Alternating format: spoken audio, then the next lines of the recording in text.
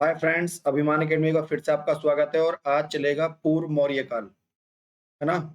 और जो मौर्य काल था उसके पूर्व का काल है, जिसमें मगध, बौद्ध, जैन और सिकंदर के आक्रमण के बारे में बात करेंगे। पार्ट 13 है, जैसे कि आपको पता है। पार्ट 12 में इससे पहले पढ़ा चुका हूँ, है ना। ये अपना यूट्यूब लिंक है, इस पर आपको सारा डाटा यहाँ से मिल जाएगा, ठीक है। और जो भी अभ्यर्थी हमारे पीडीएफ के आंसर्स को टैली करना चाहते हैं, तो हर पीडीएफ का आंसर आपको ये हमारे टेलीग्राम चैनल है, इसको आप जरूर ज्वाइन कर लें, ताकि आपको कोई भी अपडेट, कोई भी पीडीएफ चाहिए हो किसी भी वीडियो की, तो वहां पर विद आंसर आपको पीडीएफ मुहैया हो जाएगी। चलिए चलते हैं क्वेश्चन नंबर फर्स्ट पर। क्वेश्चन नंबर फर्स्ट है, सिकंदर के आक्रमण के परिणामों के संबंध में निम्नलिखित विकल्पों का विचार करें। मतलब सिकंदर ने जो आक्रमण किया था भारत में 325 ईसा पूर्व में, उसके बारे में बात चल रही है, जिसमें सिकंदर के जो सेनापति थे वो थे सेल्यूकस निकेटर। Seleucus Nicator. और हमारे भारत की तरफ से कौन थे? Seleucus Nicator. इन्हीं की बेटी हेलेना से विवाह हुआ था चंद्रगुप्त मौर्य का, सेल्यूकस निकेटर।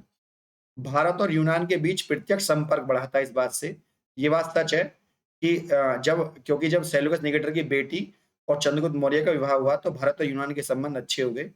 पश्चिमोत्तर भारत में अनेक छोटे-छोटे राज्य हैं। देखिए, जो भारत का हमारा ऊपर का हिस्सा है, ठीक है ना?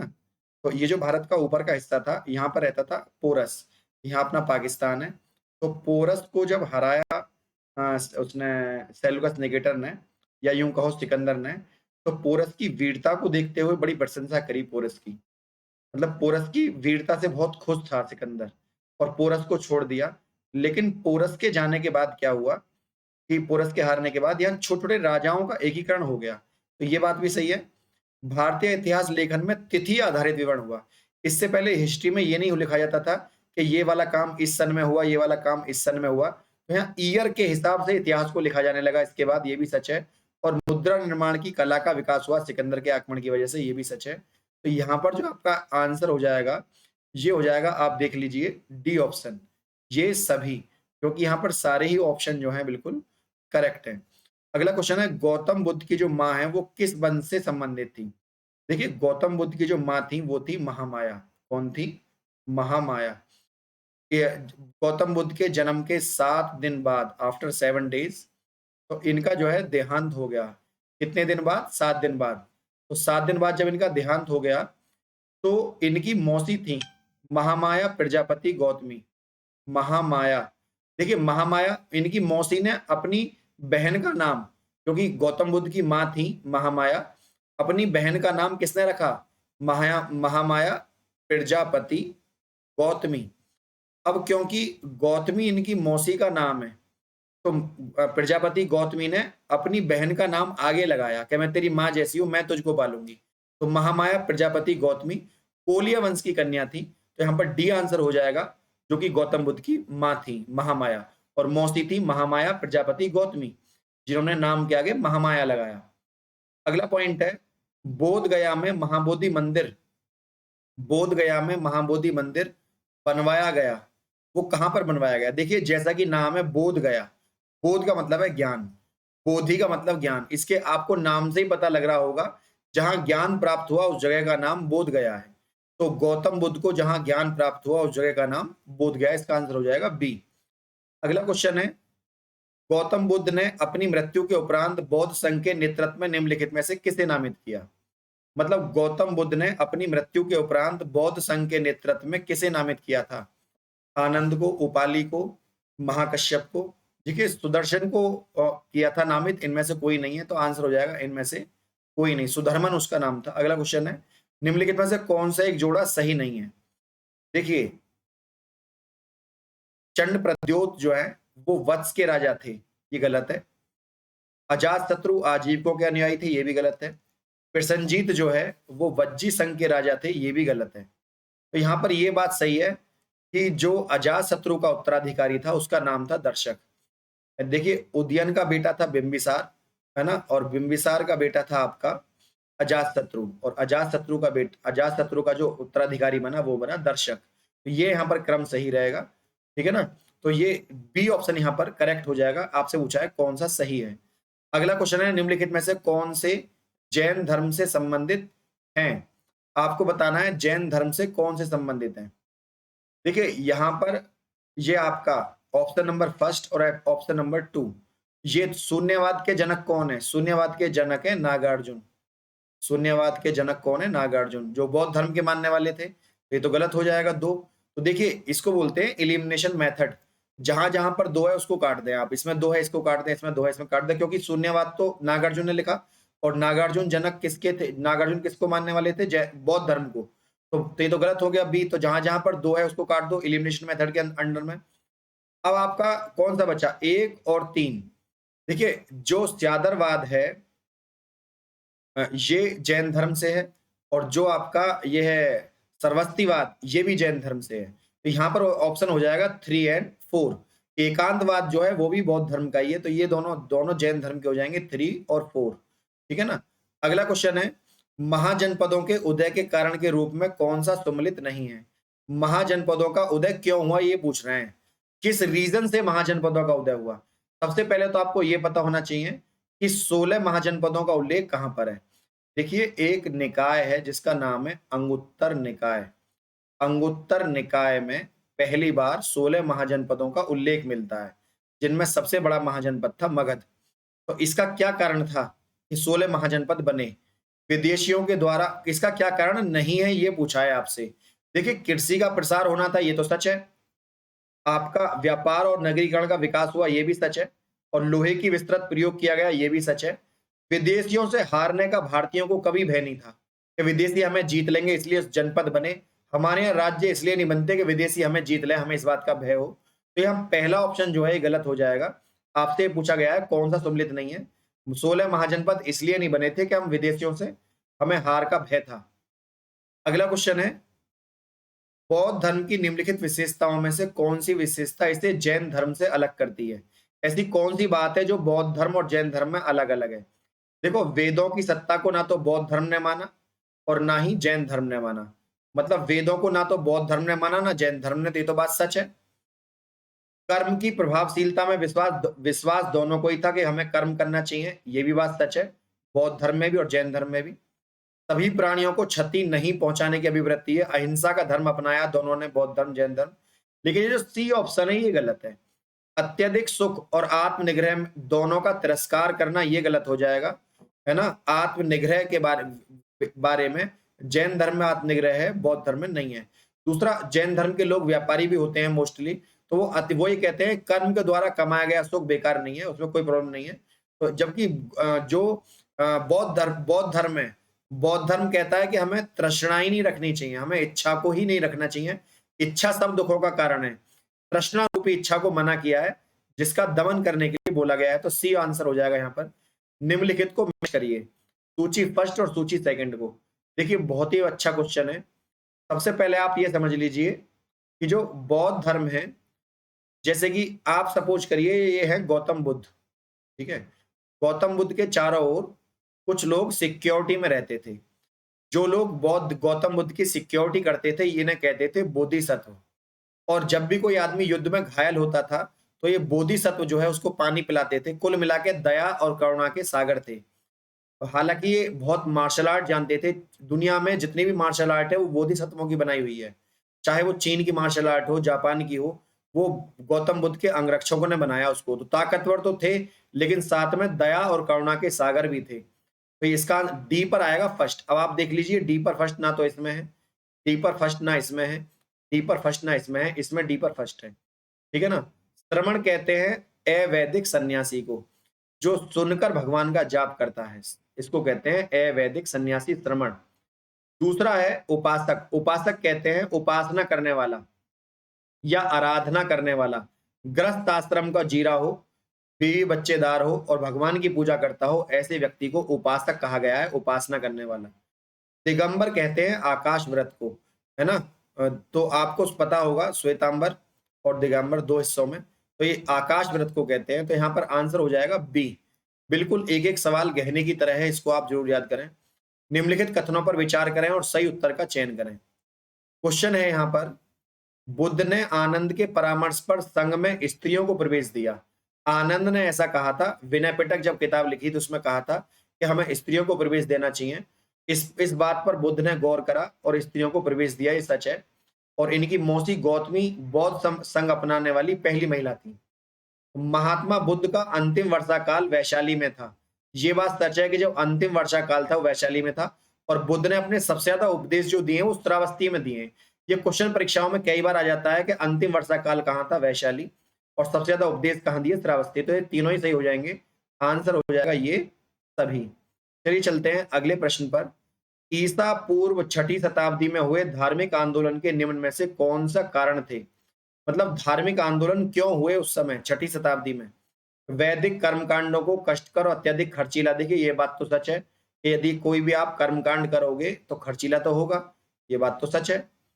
दूसरा है यज्ञों में शक्ति, समय और धन तीनों ही खराब होते थे, ये भी सच है, यज्ञों में समय खराब होता था, आज भी होता है।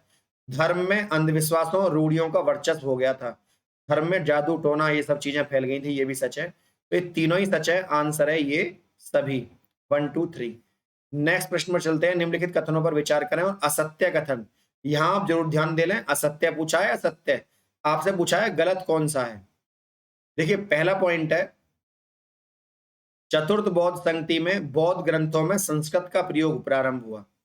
मतलब जो चौथी बौद्ध संगति है उसमें संस्कृत का प्रयोग प्रारंभ हुआ बौद्ध ग्रंथों में। अगला है, बौद्ध धर्म ग्रहण करने वाली पहली महिला महामाया थी, है ना। वैशाली एक गणिका थी, बौद्ध धर्म स्वीकार किया। बौद्ध संघ का जीवन गणतांत्रिक प्रणाली पर है। देखिए ये भी सच है, वैशाली एक गणिका थी जिसने बौद्ध धर्म को स्वीकार किया, ये बात भी सच है ना। ये गलत है कि बौद्ध धर्म को ग्रहण करने वाली पहली महिला उनकी माँ थी, ये गलत है, महामाया नहीं थी, उनकी मौसी थी गौतमी। माँ तो बल्कि 7वें दिन ही मर गई थी पैदा करने के बाद। तो महामाया प्रजापति गौतमी जो है, इन्होंने लालन पालन करा गौतम बुद्ध का। तो यहाँ बी ऑप्शन सही हो जाएगा। बाकी जो सब हैं, ये जो सब है ये सब सही हैं, केवल असत्य पूछा है तो असत्य यहाँ बी ऑप्शन है। आपको भी वहां गोला ऐसे ही काला करना जिस प्रकार मैं करता हूँ। बुद्ध निम्नलिखित में से किन बातों को नहीं मानते थे? ठीक है ना। बुद्ध वेदों की प्रामाणिकता को नहीं मानते थे, सच है। ब्राह्मणों को तो बिल्कुल श्रेष्ठ नहीं मानते थे, क्षत्रियों को मानते थे, ये भी सच है। यज्ञों की फलोत्पादक, यज्ञ करने से फल मिलेगा, ये भी नहीं मानते थे। पुनर्जन्म में गौतम बुद्ध का विश्वास था। तो किन को नहीं मानते थे? इन तीन बातों को नहीं मानते थे। इसका मतलब है 1 2 3, यहाँ पर ऑप्शन हो जाएगा 1 2 3। अगला क्वेश्चन है, निम्नलिखित में से कौन सा जोड़ा नहीं है? देखिए ये बात सच है कि सूरसेनी मथुरा में बोली जाती है, क्योंकि सूरसेन ने उसको बताया। सूरसेन की राजधानी थी मथुरा, है ना। अश्मक की राजधानी पोतन या पोटिस थी, ये भी सच है। चेदी वंश की राजधानी सोतीवती थी, ये भी सच है। कंबोज की राजधानी उज्जैनी, ये गलत हो जाएगा आपका, यहाँ पर डी गलत हो जाएगा ना। उज्जैनी मध्य प्रदेश की साइड पड़ती है और कंबोज आपका ये हिमालय पार। निम्नलिखित में से किसे यक्ष और यक्षिणियों की पूजा में विश्वास था? देखिए यक्ष और यक्षिणियों की पूजा में विश्वास पूछा है, किसका था? देखिए जैसे मनु और स्मृति हैं, ऐसे ही यक्ष और यक्षिणी हैं। इनको ब्राह्मण धर्म में मानते हैं, इनको जैन धर्म में भी मानते हैं, इनको बौद्ध धर्म में मानते हैं। पहली बात तो ब्राह्मण जो हिंदू धर्म है उसमें से ही बौद्ध धर्म और जैन धर्म टूटकर बने। तो एक बात जो इसमें मानी जाती है वो इसमें भी मानी जाती थी शुरुआती इस दिनों में। पाशुपात धर्म में ये बात नहीं मानी जाती है, आंसर हो जाएगा 2। लेकिन लेकिन एक बात है, ये कह रहे हैं इनकी पूजा में विश्वास किसका था? तो पूजा में विश्वास किसका था? पहला, तीसरा और चौथा। तो पहला, तीसरा, चौथा कौन सा ऑप्शन हो जाएगा यहाँ पर? सी। हमें यह भी देखना होगा क्या पूजा में विश्वास किसका था। तो पाशुपत धर्म को छोड़कर बाकी तीनों का था। चलिए चलते हैं अगले प्रश्न पर। निम्नलिखित कौन सा संप्रदाय हीनयान मत से नहीं जुड़ा है? देखिए स्तोत्रांतरिक भी हीनयान से जुड़ा हुआ है, वैभाषिक भी हीनयान से जुड़ा हुआ है और स्थिरवादी भी। विज्ञानवाद जैसा कोई सिद्धांत हीनयान में नहीं था, ना तो महायान में ना हीनयान में, विज्ञानवाद नहीं था। अगला है, वज्रयान संप्रदाय के संबंध में कौन सा सत्य नहीं है? वज्रयान के बारे में कौन सी बात सच नहीं है ना। तो बौद्ध धर्म में तंत्र मंत्र का प्रभाव पड़ने से इस पंथ का उद्भव हुआ, ये बात तो सच है। तभी तो तंत्र मंत्र बढ़ गया, तभी तो वज्र की तरह कठोर बनाया। वज्र मतलब पत्थर की तरह कठोर, हथियार की तरह कठोर, वज्र हथियार। वज्रयान अनुयायी पंचमकार साधना में विश्वास रखते थे, ये भी सच है। मंजूश्री मूलकल्प नामक ग्रंथ में इसका उल्लेख मिलता है, ये भी सच है। ये गलत है कि 4वीं-5वीं शताब्दी में ये बना, ये तो ईसा पूर्व में बना था। ये यहाँ पर डी ऑप्शन गलत हो जाएगा। आपसे ये पूछा है कौन सा यहाँ पर सत्य नहीं है, मतलब गलत है। निम्नलिखित में से कौन का काल क्रम लगाइए, किसका काल क्रम सही है। देखिए धनानंद सबसे बाद में हुआ, तो आप देखेंगे तीन तीन तीसरा पॉइंट सबसे लास्ट में होना चाहिए, ना तो तीसरा इसमें लास्ट में, ना इसमें ना इसमें, इसमें तीसरा लास्ट में, तो ये उत्तर सही हो गया, है ना। इनमें पहला जो धर्म है ये है, ये यमराज बनेगा यहाँ पर। पहले पर आएगा उदयन, है ना, दूसरे पर आएगा शिशुनाग, तीसरे पर आएगा कालाशोक और चौथे पर आएगा धनानंद। धनानंद और धनानंद के बाद भी अगर पूछते तो आता इसका आंभिक। आंभिक जिसने जाकर सिकंदर की हेल्प कर दी थी चंद्रगुप्त मौर्य को हराने के लिए, है ना। निम्नलिखित में से सुम्मिलित करें, कौन सा सुम्मिलित है। देखिए ये बात सच है कि सुत्त पिटक की रचना बुद्ध के उपदेशों के लिए की गई थी, सच है। विनय पिटक की रचना देखिए उपाली ने बनाया था, आनंद ने बनाया था सुत्त पिटक को, आनंद ने, ठीक है। विनय पिटक को बनाया था उपाली ने, जो कि शिष्य थे। और विनय पिटक में संघ से संबंधित बात दी गई है, ये भी सच है। अभिधम पिटक में बौद्ध दर्शन के बारे में बताया गया है। और ललित विस्तार, ललित विस्तार नेपाल में किताब बनी थी बौद्ध धर्म के बारे में, है ना। और ये जो किताब है ये बौद्ध धर्म के दर्शन को बताती है, ये भी सच है। 4 भी, तो इसका आंसर सारे मैचिंग है, तो इसका आंसर हो जाएगा 1 2 3 4, चारों ही सत्य हैं। अगला क्वेश्चन है, कथन है कुशीनगर मल गणराज्य की राजधानी ही। तो ये बात सच है कि मल गणराज्य की राजधानी कुशीनगर थी। कुशीनगर में एयरपोर्ट बना है, अभी अभी यूपी में है कुशीनगर, यूपी का जिला है। महात्मा बुद्ध का परिनिर्वाण कुशीनगर में हुआ। एक चुंद नामक सुनार के यहाँ इन्होंने मांस खा लिया था गौतम बुद्ध ने, जिसकी वजह से इनके पेट में उदर रोग हुआ और इनका देहांत हो गया। तो ये कथन और कारण दोनों सही है, लेकिन राजधानी के बारे में कंक्लूजन में नहीं बताया गया। It means that conclusion not justify the statement, कारण कथन को जस्टिफाई नहीं करता है। इसका मतलब है कथन और कारण दोनों सही हैं, परंतु कारण कथन की सही व्याख्या नहीं करता है। तो इसका आंसर बी हो जाएगा। आपसे यही पूछा गया था कौन सा इसमें सही नहीं है। अगला है बौद्ध दर्शन के अनुसार, बौद्ध दर्शन के अनुसार देखिए पुनर्जन्म नहीं होता, तो ये बात तो गलत है। बौद्ध धर्म के अनुसार तो पुनर्जन्म होता है, तो यहाँ कथन तो हो गया गलत। आत्मा की सत्ता नहीं है, बौद्ध धर्म के अनुसार पुनर्जन्म नहीं होता, आत्मा की सत्ता नहीं है, मतलब आत्मा वात्मा कुछ नहीं होती ये कह रहे हैं, तो यहाँ पर ये पॉइंट हो जाएगा। तो यहाँ पर कथन कथन जो है बौद्ध धर्म के अनुसार पुनर्जन्म नहीं होता, तो यहाँ पर कथन तो गलत है किंतु कारण सही है। यहाँ पर जिसका ऑप्शन हो जाएगा वो हो जाएगा डी, कथन गलत है किंतु कारण सही है। अगला क्वेश्चन है, कथन में लगभग 2 वर्षों के अभियान के पश्चात सिकंदर महान 325 ईसा पूर्व में भारत छोड़ दिया। ये सच है, बीमार पड़ गया था। देखिए सिकंदर के बारे में एक ट्रिक है, वो ट्रिक क्या है, सिकंदर ने एमबीए करी। अब आप कहेंगे उस जमाने में तो एमबीए होती भी नहीं थी। मेरे भाई यहाँ पर एम का जो मतलब है, यहाँ मैं नीचे लिख देता हूँ, एम का जो मतलब है वो है मकदूनिया। मकदूनिया, सिकंदर फिलिप का बेटा था और मकदूनिया में पैदा हुआ। अब आप सोचेंगे बी का मतलब क्या है, बी का मतलब है बेबीलोन। सिकंदर को बेबीलोन में, सिकंदर मकदूनिया में पैदा हुआ, बेबीलोन में मरा। और ए का जो मतलब है, ए का मतलब है एलेक्जेंड्रिया। मैं इसको इंग्लिश में लिख देता हूँ, एलेक्जेंड्रिया। एलेक्जेंड्रिया में सिकंदर को दफनाया गया। एमबीए करी सिकंदर, राजा फिलिप का बेटा था, चंद्रगुप्त मौर्य से पराजित हुआ था, ये भी सच है। तो यहाँ कथन और कारण दोनों सही हैं, परंतु कारण कथन की सही व्याख्या नहीं करता, है ना। ये नहीं बताया गया कि भारत छोड़कर क्यों गया, जैसे बीमार पड़ गया था, ये सब बात कारण में बतानी चाहिए थी, जो कि नहीं बताई है। भावी बुद्ध के संदर्भ में निम्नलिखित कथनों पर विचार करिए, कौन सा कारण सही है। ये कह रहे हैं धमेक स्तूप, धमेक एक स्तूप का नाम है जहां पर गौतम बुद्ध का स्तूप है। धमेक स्तूप के निकट बुद्ध ने घोषणा की कि वह दोबारा पैदा होंगे, दोबारा अवतरित होंगे। तो ये बात सच है, बुद्ध ने ऐसा कहा था, है ना। अवतरित बुद्ध जो पैदा होंगे, मैत्रेय के नाम से भगवान बुद्ध पैदा होंगे, ये भी सच है। तो यहाँ पर कथन और कारण दोनों सही हैं, मतलब 1 और 2 पॉइंट दोनों ही सही है। रचनाकार और रचना लिखी हुई है। देखिए सब जानते हैं कि बुद्ध चरित्र जो है वो अश्वघोष की रचना है। तो हम यहाँ ये देख लेंगे ए पर फर्स्ट कौन से में, ए पर फर्स्ट होना चाहिए। ए पर फर्स्ट केवल इसमें, ना तो इसमें, ना इसमें, ना इसमें, तो ये तीनों गलत हो गए। पहला ही सही है। बुद्ध पशु बंधु जो किताब है वो अमरधिन कोश की है। असंग जो किताब है वो महायान सूत्रालंकार की है। आर्य देव जो किताब है वो यतुस्ती का है। तो ये चारों ही ऑप्शन बिल्कुल करेक्ट मिले हुए हैं। पिछली बार पीसीएस में क्वेश्चन पूछा गया था। बौद्ध धर्म के विस्तार के कारण बताइए क्या है। देखिए बौद्ध धर्म में सादगी है, ये बात तो सच है कि बौद्ध धर्म में सादगी है। दलितों को विशेष तौर पर जोड़ा गया, ये भी बात सच है ना। और दार्शनिक द्वारा यहाँ पर कहा गया है वैदिक भावना को सुदृढ़ किया गया। तो दार्शनिक भावना को यहाँ पर वैदिक रूप से सुदृढ़ किया गया है, ये भी बात यहाँ पर करेक्ट है। तो मतलब वो जो 4 पॉइंट है ये भी करेक्ट है।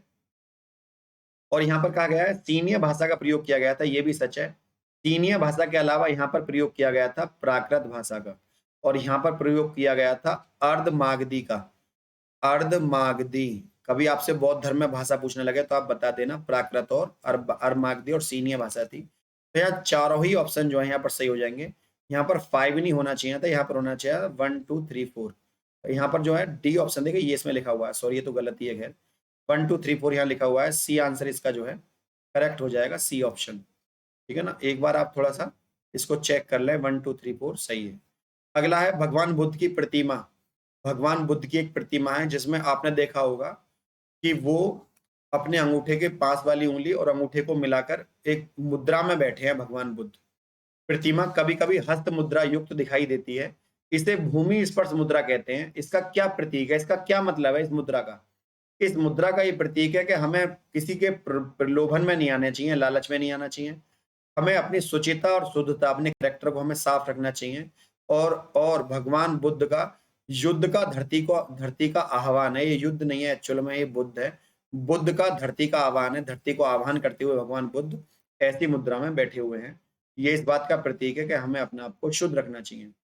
प्रा, प्राचीन भारतीय इतिहास के संदर्भ में निम्नलिखित में से कौन सा शब्द है जो बौद्ध धर्म और जैन धर्म दोनों में समान रूप से विद्यमान था?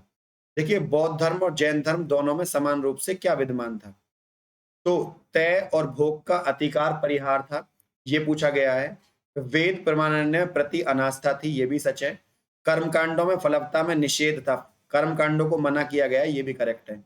तो यहाँ पर तीनों ही ऑप्शन जो है वो ऐसे हैं, बौद्ध धर्म और जैन धर्म दोनों में ना तो भोग को माना बौद्ध धर्म जैन धर्म में, ना वेद को माना, ना कर्मकांडों को माना, तीनों को निषेध कर दिया है। तो इसका उत्तर जो हो जाएगा वो हो जाएगा डी ऑप्शन। और डी ऑप्शन पर यहाँ क्या लिखा हुआ है, ये सभी। ठीक है ना। अगला जो प्रश्न है वो ये है कि प्रथम बौद्ध संगति के संबंध में सत्य कथनों को पहचाने। देखिए बहुत ही अच्छा क्वेश्चन है। आनंद और उपाली ने, देखिए आनंद ने क्या बनाया, आनंद ने बनाया था सुत्त पिटक, और ये जो वर्ड है ये है उपाली। उपाली ने बनाया था विनय पिटक, है ना। आनंद ने सुत्त पिटक, उसने विनय पिटक। तो इसकी भाषा संस्कृत थी, ये गलत हो जाएगा। इसकी भाषा प्राकृत थी। कैसी थी? प्राकृत कहो, बौद्ध धर्म के बारे में अर्धमागधी कहो। यह बुद्ध के जीवन काल में हुआ था, ये भी सच है। इसका उद्देश्य बुद्ध की शिक्षाओं की शुद्धता को बरकरार रखना था, बुद्ध की शिक्षा को बरकरार रखना था, ये भी सच है। तो यहाँ पर 1 3 4 ये ऑप्शन यहाँ पर सही हो जाएंगे, है ना। तो क्योंकि हमसे क्वेश्चन पूछा गया था बौद्ध धर्म के सत्य कथनों को पहचाने, कौन सी बात सच है, तो 2 को छोड़कर सब सच है यहाँ पर। तो यहाँ पर हमें लिखना चाहिए, यहाँ पर मैं इसको सही कर देता हूँ। इसके जो ऑप्शन होगा ये होगा 1 3 4 1 3 4, है ना। यहाँ पर दूसरा ऑप्शन सही नहीं है। अगला क्वेश्चन है, निम्नलिखित कथनों पर विचार करें, है ना। निम्नलिखित में से एक मगध की राजधानी नहीं रहा। देखिए मगध की जो राजधानी है वो राजगृह थी, पाटलिपुत्र थी, गिरिवृक्ष थी। कौशाम्बी जो है कभी राजधानी नहीं रही मगध की, ये डी ऑप्शन यहाँ पर गलत हो जाएगा। और आज का आखिरी सवाल ये है, भारत में विदेशी आक्रमण का सही क्रम लगाइए। भारत में विदेशी आक्रमण, देखिए भारत पे सबसे पहले विदेशी आक्रमण करा साइरस ने, फिर करा दारा प्रथम ने, और फिर करा सिकंदर ने। तीनों आक्रमण 6ठी शताब्दी ईसा पूर्व में हुए। तो ये ए आंसर हो जाएगा। तो फ्रेंड यदि वीडियो आपको अच्छी लगी हो तो वीडियो को लाइक शेयर, चैनल को सब्सक्राइब करना ना भूलें। आज के लिए इतना ही। जय हिंद, जय भारत।